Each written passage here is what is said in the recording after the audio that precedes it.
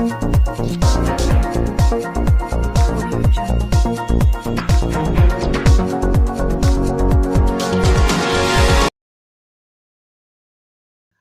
मित्रों, आप देख रहे हैं वर्ल्ड स्वराज न्यूज। वंदे को मातरम, भारत माता की जय। मित्रों, आज हमारे पास एक ऐसे व्यक्ति की कमी भारत हमेशा महसूस करेगा जो चलता फिरता कंप्यूटर था। उनका नाम है स्वर्गीय राजीव भाई दीक्षित। वो बता रहे हैं कि जब विदेशी लोग नंगे घूमते थे तब भारत में सबसे उच्च क्वालिटी का कपड़ा बनता था। हम कपड़ा बेच के सोना कमाते थे, इसीलिए भारत सोने की चिड़िया कहलाया। हमने कपड़े बेचे और हमने सोना कमाया। मध्य प्रदेश में भी राजीव भाई दीक्षित ने बताया कि हमारा मालवा का जो बेल्ट है वहां पे काफी उच्चतम क्वालिटी का कपड़ा बनाया जाता था। सुनिए श्री राजीव भाई दीक्षित जी के मुखारबिन से। बनती थी, सूरत में मलमल बनती थी, मालवा में मलमल बनती थी। आप में से कुछ कार्यकर्ता आए हैं मध्य प्रदेश से। मध्य प्रदेश में एक इलाका जिसको मालवा कहते हैं, इंदौर है, उज्जैन है, रतलाम है, तो मालवा में जबरदस्त किस्म का कपड़ा बनता था। भारत में ऐसे 350 से ज्यादा बड़े शहर थे जहां कपड़ा बनाने के बड़े बड़े केंद्र चलते थे। बहुत अच्छी क्वालिटी का कपड़ा बनता था।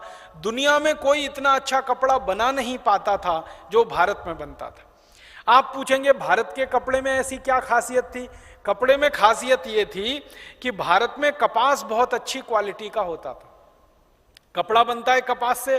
कपास हिंदुस्तान में सभी राज्यों में होता है, उत्तर, दक्षिण, पूरब, पश्चिम, एक भी राज्य ऐसा नहीं भारत में जहां कपास नहीं होता। तो अच्छी क्वालिटी का कपास पैदा होगा तो अच्छा कपड़ा बनेगा। तो बहुत अच्छा कपड़ा भारत में बनता था और वो कपड़ा दुनिया के सब देशों में बिकने के लिए जाता था।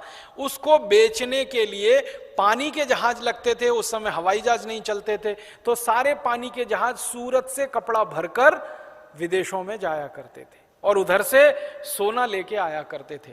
आपको इतिहास की ये जानकारी दूं तो आपको गर्व होगा।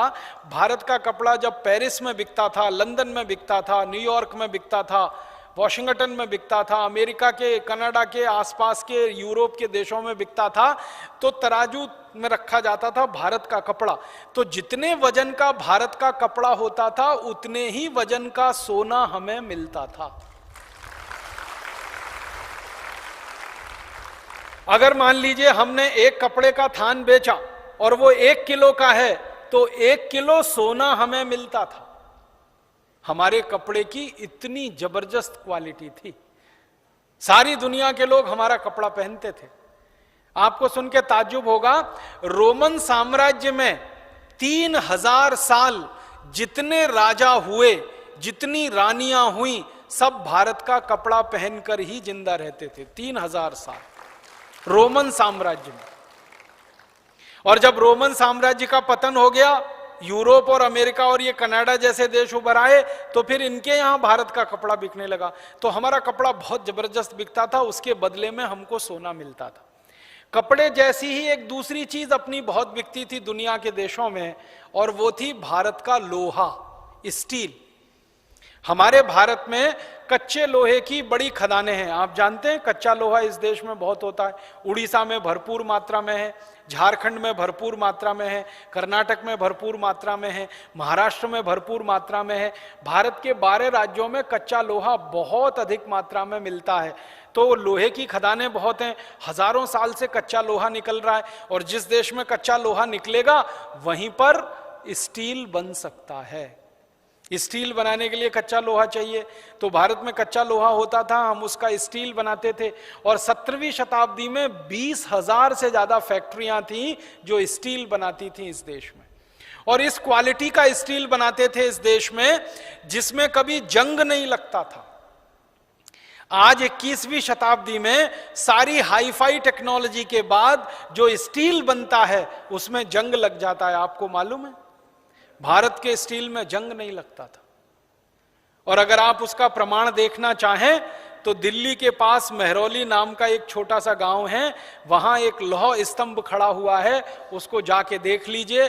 उसमें जंग का एक निशान नहीं है, और सैकड़ों साल से वो पानी में, बारिश में, धूल में, आंधी में, धक्कड़ में खड़ा हुआ है, एक रंच मात्र उस पर कहीं जंग नहीं आया। इस क्वालिटी का स्टील इस देश में 3000 साल से बनता था और वो स्टील हम दूसरों को बेचते थे। और आपको सुन के हैरानी होगी, स्टील बेचकर भी हम सोना ही कमाते थे। लोहा बेचकर हम सोना कमाते थे। लोहा बेचा और सोना लाया हमने, कपड़ा बेचा और सोना लाया। इसी तरह से भारत की एक चीज बिकने के लिए जाती थी दुनिया के बाजार में, वो थी ईंट। ईंट समझते हैं, घर बनाने वाली। सबसे बेहतरीन क्वालिटी की ईंट भारत में ही बनती है, पतली सी एकदम, जिसकी उम्र 1000 साल तक है। आपने पुराने किले देखे हैं, शिवाजी महाराज के किले महाराष्ट्र में जाके देखिए, राणा प्रताप का किला आप देखिए, राजस्थान में जाके देखिए, चित्तौड़गढ़ में जितने पुराने किले हैं उसमें पतली पतली ईंट लगी हुई है ना, हजारों साल उसकी उम्र होती है। मोटी ईंट जल्दी टूटती है, पतली ईंट टूटती नहीं है जल्दी। तो वो पतली ईंट हम बनाते थे। दुनिया के बहुत सारे देश हमसे ईंट खरीद के ले जाते थे।